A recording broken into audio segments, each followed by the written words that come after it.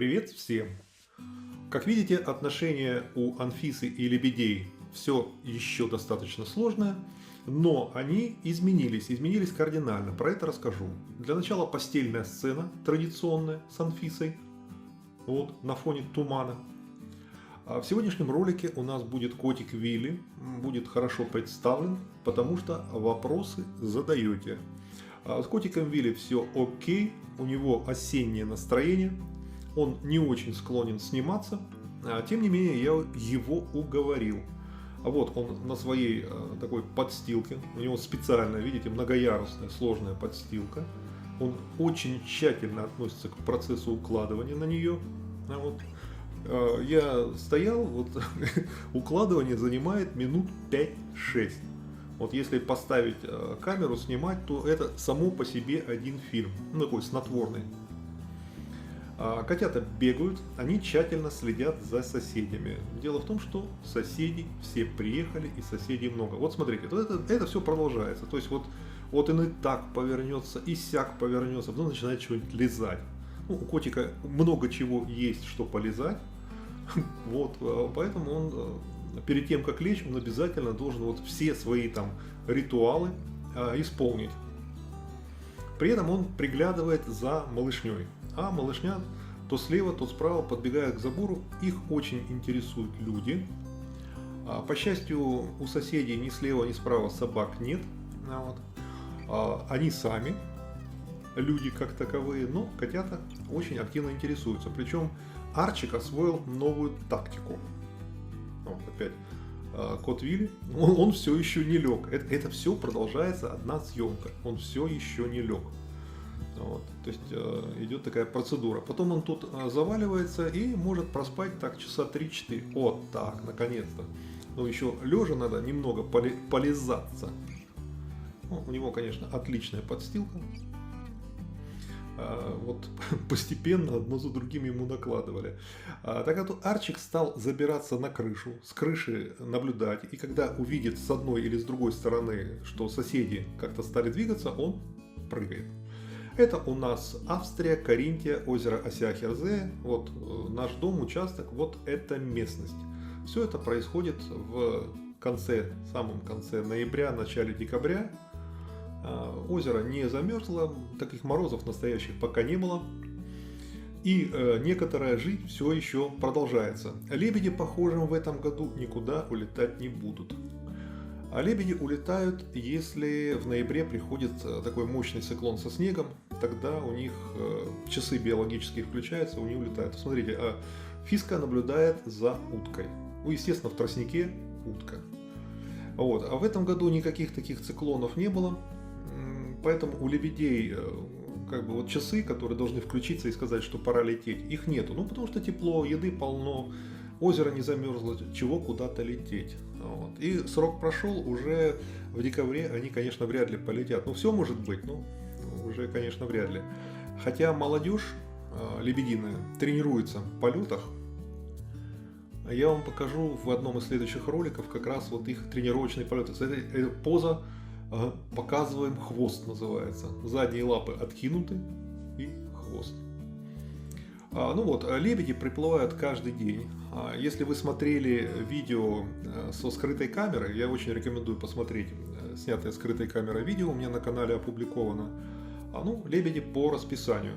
Естественно, котята активно участвуют. И вот смотрите, раньше Анфиска, вот когда на нее так лебеди шипели, она отмахивалась лапой.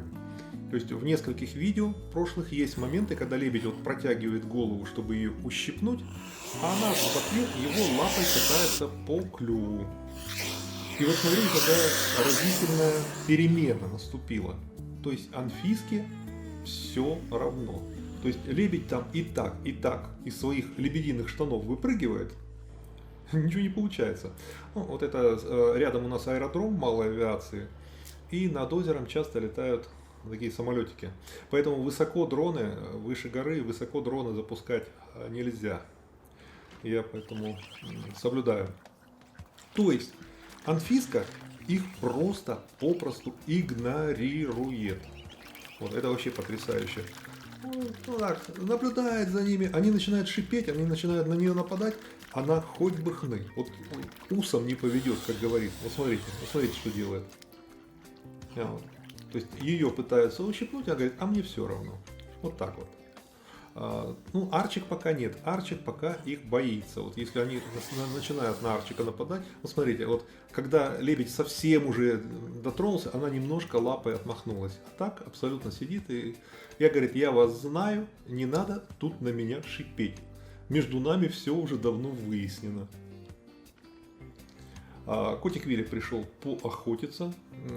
В одном из видео будет, я попытался засечь время, вот сколько занимает его вот эта охота. Ну, то есть он сидит и молча наблюдает, слушает. И это может продолжаться бесконечно долго. Котик вообще, вот он в статике просто прекрасен. Он статичен. Тем не менее, вот его эта тактика охоты очень эффективна. Он мышей таскает на раз. Он молодец. А опять же в ролике, снятом скрытой камерой, там будут ночные интересные гости. Если не смотрели, обязательно посмотрите. Очень удачный ролик был. Посмотрите опять. Эти подплывают и так, и так. А лебеди это очень задиристые такие птицы. Они на озере главные. Вот. Они всех уток гоняют. Они, ну, то есть они такие шишку держат на озере. Вот. Естественно, котики для них, ну, такой повод лишний повыпендриваться. Но Анфиска сказала, не получится. За счет меня пиариться у вас не получится. И вот сидит, занимается своими делами. Ну, у нее дела за утками наблюдать. Опять съемка с дрона. Вот эти тростники, вот видите, вдоль берега заросли тростника. Вот этот тростник – это среда обитания всякой птичьей мелочи. Лебеди в тростнике не живут, они слишком крупные. А вот утки, лысухи, чомги, они как раз вот в этих зарослях тростника обитают.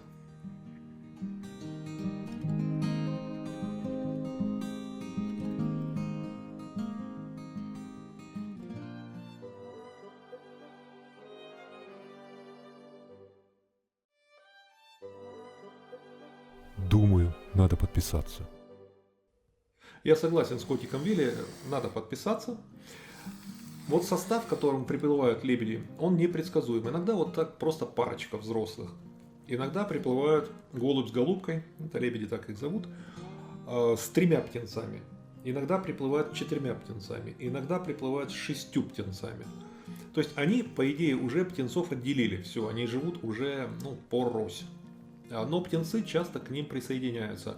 А вот репетиции полетов раньше голубь и голубка летели впереди, показывали им.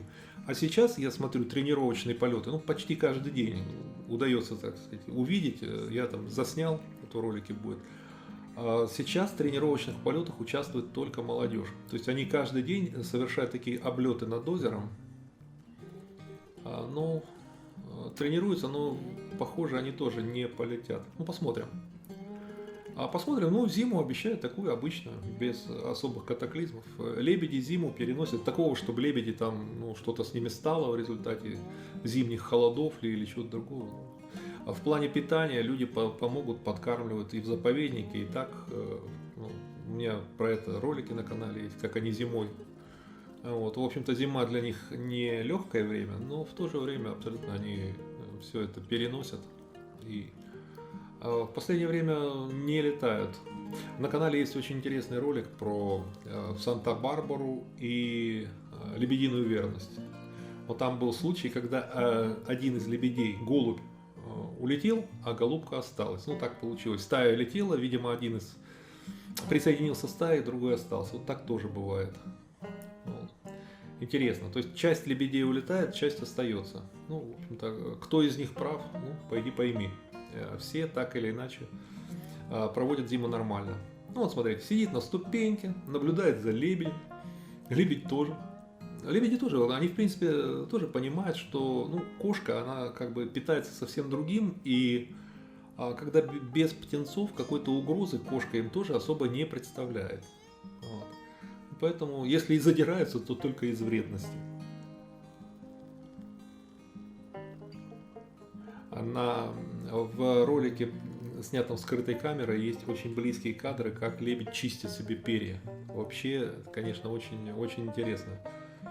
То есть настолько тщательно все это делается, и такой ракурс был просто очень близко. Лебедь не опасался, подплыл близко к камере и занимался такой чисткой перьев.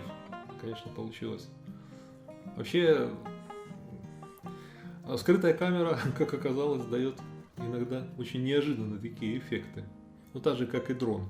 Я постепенно активнее использую дрон. Я сделал страховку. Вот, чтобы снимать дроном, надо сделать страховку гражданской ответственности на сумму минимум 1 000 000 евро. И надо произвести регистрацию дрона в соответствующей организации. Ну, вот это все делается. Дрон у меня меньше 250 грамм, соответственно, права на управление. А проходить обучение, получать права не нужно. Все это благодаря новому правилу, которое вступает в силу, новым правилам, новому закону, регулирующему вот этих движений дронов, общему евросоюзовскому, который вступает в силу с 1 января 2021 года. То есть там все это наконец-то упорядочено. И, к счастью, закон не запретительный. Он как бы регулирует, но не запрещает. Ну, смотрите, вот эти противостояния такое у них просто постоянное. Я лебедям здесь не даю. Здесь давать, где поглубже, там рыба склевывает. Вот. Я им даю поглубже, рядом с берегом. А здесь так, поснимать противостояние.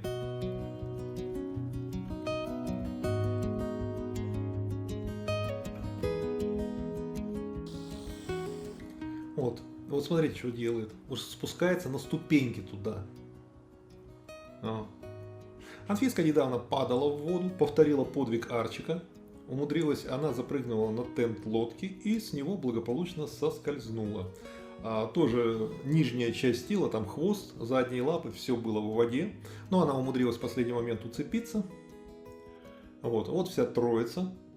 Здесь вот эти разрытые кротами кроты нарыли. Вот. Арчик пытался докопаться. Есть видео на канале, как Арчик пытается раскопать вот эту нору кротовую. Но это бесполезно, там глубоко слишком. Иногда они кротов ловят. Есть кадр в ролике про крутую Анфису и прикольного Арчика, как Анфиска тащит крота. Но они кротов не едят, они их отпускают. А кроты при этом страшно верещат. Вот она несет крота, а крот при этом издает просто такой ультразвук какой-то, верещит. Ну, смотрите, это они наблюдают за кормушкой. А это вот сверху тоже наблюдают за окрестностями. Они под кормушкой буквально дежурят. Но кормушка, я про нее делал видео на канале, кормушка такая, что с нее ничего не падает вниз. То есть птички не опускаются на землю. Вот проблема прошлой кормушки была, что семечки падали вниз, и птички опускались их клевывать, и один раз был случай, что Анфиска поймала птичку. А мы после этого ту кормушку ликвидировали и поставили новой конструкции. Я нашел в магазине. Она сделана так, что семечки не падают. Их надо просто по одной выклевывать, но такого, чтобы от крыльев, от лап, от птичьих что-то падало вниз, такого нету. Соответственно, ничего вниз не падает, а кормушка слишком высоко для кошек. То есть подобраться к ней, подпрыгнуть слишком высоко, можно по забору, в принципе, взобраться, но птички, они успеют эвакуироваться. Вот эти блуждания по крыше, которые нас доводят до вскриков нервных. Потому что они не только по черепице, они норовят еще вот в этот жолоб. Норовят обязательно в жолоб слезть. Зачем? Почему? В принципе, падать не очень высоко. И в зависимости куда, если упадет, где-то больше половины, 2/3 площади под сводом крыши, это трава. Даже если с такой высоты на траву упадет, думаю, ничего страшного не будет. Но если в сторону двора, там где плитка, там где камни, Ну, там, наверное, будет пожестче посадка, приземление. Но пока, слава богу, тьфу-тьфу-тьфу. Я их несколько раз снимал дроном на крыше. Вот, ну, в роликах вы увидите, будут. Что интересно, Анфиска дрона боится. Дрон, она прячется, сниматься не хочет. А Арчик смотрит на него такой довольный. Арчик к дрону относится философски.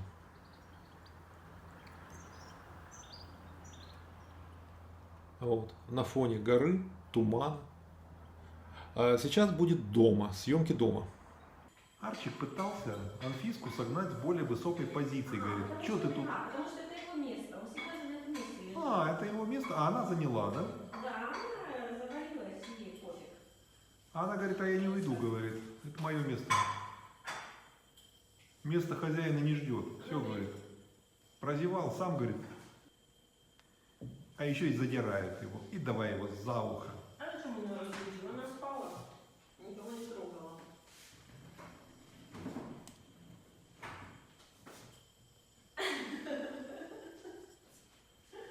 Ну не прогоняет. Потому что это его место, он там сидел. Наглая она.